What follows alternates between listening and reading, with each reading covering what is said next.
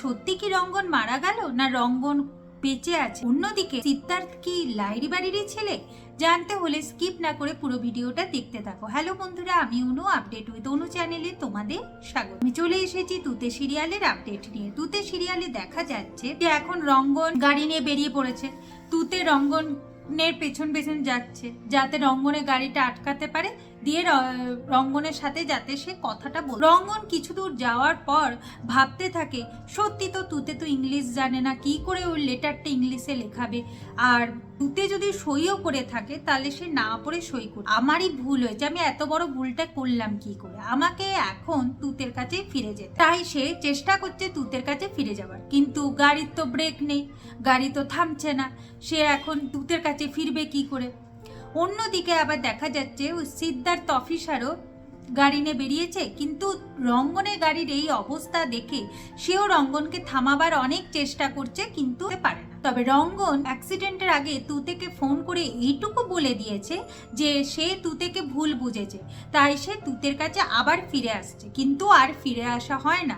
রঙ্গনের গাড়ির অ্যাক্সিডেন্ট হয় আর রঙ্গনের গাড়ি জলে পড়ে যায়। তবে দেখা যাচ্ছে যে গাড়িটা পেয়েছে কিন্তু রঙ্গনকে পাওয়া যায় না। তার মানে বোঝা যাচ্ছে যে রঙ্গন কোথাও না কোথাও আছে আর সে বেঁচে থাকবে, হয়তো আবার কিছুদিন পর রঙ্গনের আবির্ভাব দেখা যাবে। অন্যদিকে দেখা যাচ্ছে লাইরি বাড়িতে শোকের ছায়া। এর মধ্যেই আবার আমরা জানতে পারবো যে রঙ্গনের পরেও নাকি রঙ্গনের একটা ভাই হয়েছিল, কিন্তু সে আর বাঁচেনি, সে নাকি মারা গেছে। তাহলে কি ওই ভাই কি সিদ্ধার্থ? এটাও হতে পারে যে সিদ্ধার্থ হচ্ছে ও রঙ্গনেরই আরেকটা ভাই, হয়তো সেই সিদ্ধার্থকে মন্দিরায় লুকিয়ে টুকিয়ে দিয়েছিল বা কোনো অনাথ আশ্রমে পাঠিয়ে দিয়েছিল, সেখানে সে বড় হয়েছে, আজ সে পুলিশ অফিসার, হয়তো এইরকম গল্পও আসতে পারে সিরিয়ালে। তাই রাগিনী কোনোভাবে রঙ্গনকে আর হারাতে চায় না, তাই সে ঠাকুরের কাছে খুব করে প্রে করছে যাতে রঙ্গন ফিরে আসে। কিন্তু আরতি করবার সময় প্রদীপ যখনই নিভে যায়, রাগিনী বুঝতে পারে যে কোনো বড় অঘটন এ বাড়িতে ঘটতে চলেছে। আর রঙ্গনের বাবা কাকা বাড়ি ফিরে এসে যখন এইসব ঘটনাগুলো শুনতে পায়, তারাও বুঝতে পারে যে কোনো অঘটন এই বাড়িতে এরপর ঘটতে চলেছে। তবে সৌমিলির দৃঢ় বিশ্বাস যে তুতে রঙ্গনকে ঠিক ফিরিয়ে নিয়ে আসবে। কিন্তু এর মধ্যেই খবর চলে আসে যে রঙ্গনের গাড়ির অ্যাক্সিডেন্ট হয়েছে, রঙ্গনকে পাওয়া যাচ্ছে। সবাই এখন অ্যাক্সিডেন্ট স্পটে গিয়ে পৌঁছেছে, বাড়ির সবাই।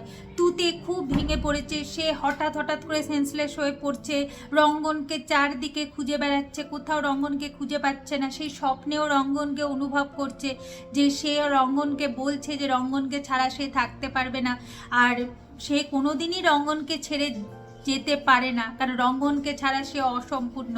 এইসব তো সে ভাবছে।